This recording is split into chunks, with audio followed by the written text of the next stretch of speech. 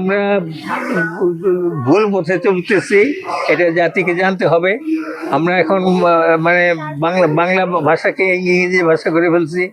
মাকে মামা বলি, বাবাকে পাপা বলি, এই করে করে মানে বাংলা ভাষাটাকে আমরা ইংরেজি বানিয়ে ফেলতেছি, এবং এই নিয়ে কোনো পত্রিকায় লেখা হচ্ছে না।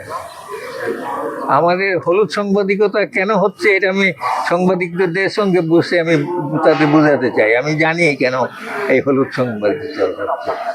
আগেও বয়সে আমরা আনন্দেই কাটাতাম, কিন্তু এখন মানে অনেক বদলে গেছে।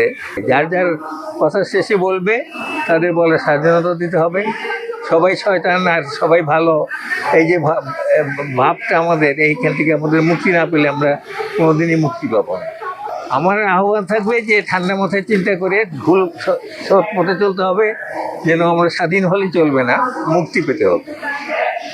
তাহলে মুক্তিযুদ্ধ করে লাভ কি যদি মুক্তি না পেলাম।